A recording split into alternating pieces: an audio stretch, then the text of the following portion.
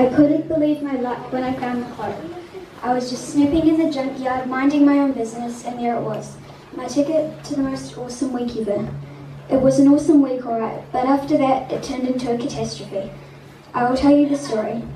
My name is Chloe Peterson. At school, I got bullied quite a bit for reasons I do not understand. I guess it just makes some people happy sometimes, bullying others. It doesn't make much sense, really. Anyway, at school there are these bullies called Joe, Tim and Oscar. They bullied me all the time. Every day I turned up to school with some sort of disguise on so they wouldn't recognise me, but they still did. They'd call me names, chase me around the school and give me wedgies. Now, enough about this. Let's get on to the interesting part. When I found the invisibility cloak, at first I didn't realise it was an invisibility cloak.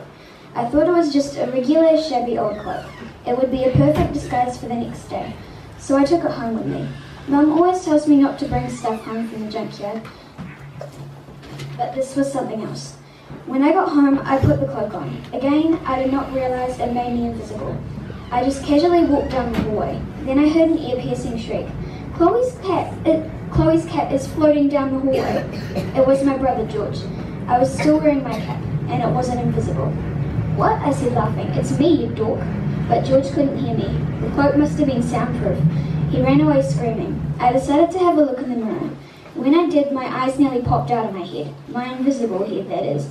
I was completely invisible. Well, not that I could really tell because I couldn't see myself in the mirror, but it would have been the only thing that made sense.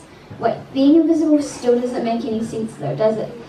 My mind was spinning. There were so many cool things I could do with this wonder of a cloak. I could help lots of people. No, scrap that. I'd much rather play practical jokes on everyone. Yeah, that would be awesome. I thought I'd get to it right away. I took off my cap and put it on my bed. Then I started to get to work. In my brother's room, there is a whole pile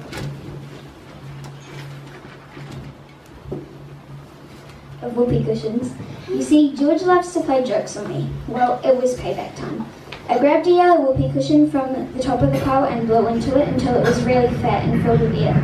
Then I put the cushion under his pillow. That night I purposely offered to put George to bed so I could see the look on his face when he heard the whoopee cushion. Now, I know what you're thinking. I could have done this whole prank thing without becoming invisible. Actually, I couldn't have, because here's the thing. George has security cameras in his room. I know, crazy. He doesn't want anyone stealing anything. So when George checks the cameras, he won't see anything because I was invisible. Sneaky, right? Oh yeah, I'm a genius. Well, in a different sort of way, because last week I got an F+ in maths, but that's not important to you, so mind your own business. Now on with the story. I put George to bed with this real creepy grin on my face. Chloe, you okay? He asked. Yes, I'm better. Then okay, I replied, still smiling. I was just waiting for George to put his head on his pillow, and then the moment came. He finally did it. It was huge. George's eyes grew huge and he jumped about a meter into the air. I couldn't help it. I laughed so hard I started crying. George was definitely not amused. After what seemed like, well, forever, I finally stopped laughing. You finished? George said grumpily. I wiped a tear from my eye. Yes, I think so, I replied. Good, now go away. George shooed me out of his room and locked the door. I didn't mind. My work was done, for now. The next morning was a Wednesday, so it was a school day, which for once meant a good thing because I would make another move with my invisibility cloak. And it was going to be my biggest move yet. I was going to prank Joe, Tim and Oscar, aka the bullies who tease me every day of my life. It was going to be really hard, so I needed to think of something big. I could give them all mega wedgies. Wait, no, I could untie their shoelaces so they trip on them.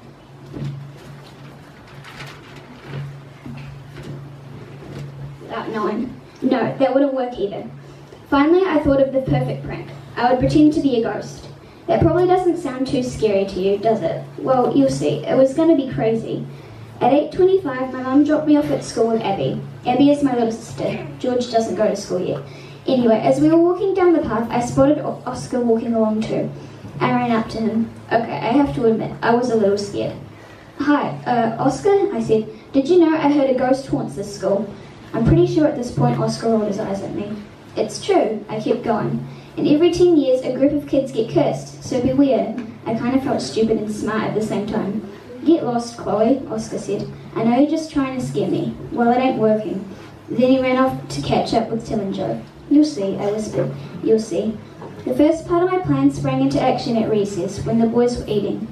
I put on the invisibility cloak and made sure every part of me was covered. Once that was sorted, I went up to the boys' table. Joe was eating a burger, Tim was scoffing a bag of crisps, and Oscar was drinking a carton of chocolate milk. I decided this prank would be on Oscar. I took the milk out of his hands and poured it all over his head. Oscar was flabbergasted. It's the ghost, he cried. Run for your lives. Everyone was laughing. Oscar looked like a jerk in front of the whole school, and the best part, nobody knew that it was me who had done the prank. My second move was at lunchtime while everyone was playing. I put on the cloak and went up to Joe's locker. It was wide open because Joe had opened it and he was still there. In my hand was a red permanent marker. Using the marker, I wrote on Joe's locker mirror in big bold letters, Joe. Joe's eyes widened. It must mean someone else, he said hopefully. I wrote, no, I'm talking to you, buddy. Joe turned pale. You are in danger, Joe. You and your friends, Tim and Oscar.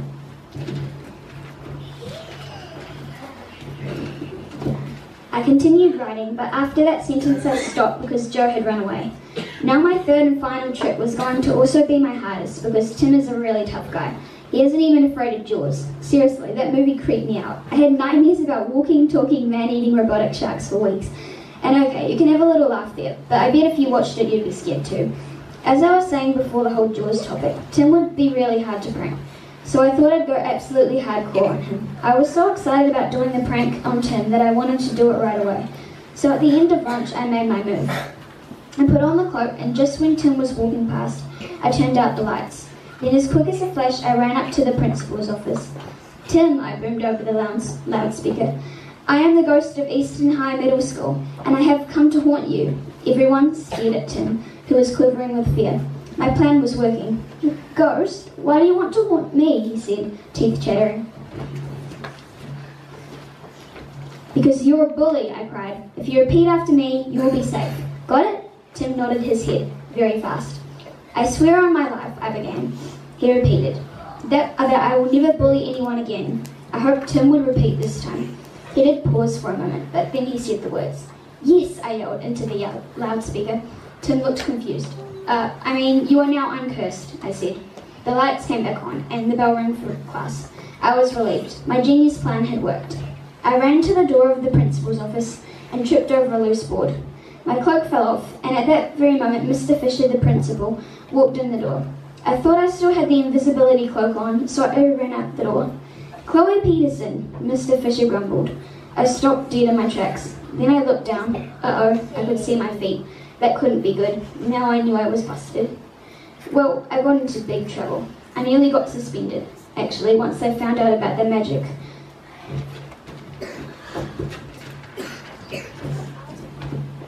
Of the invisibility cloak. But then I suggested detention for the next week, then 2 months, and Mr. Fisher finally said yes. Of course, I didn't care less. Joe, Tim and Oscar wouldn't bully anymore, so I would have a pretty carefree life. And that's exactly what happened. Well, this is just about the end of the story, except I'm guessing you're wondering what happened to the cloak. To be honest, I'm not too sure. I think Mr. Fisher threw it away, or something else. I guess I'll never know, really.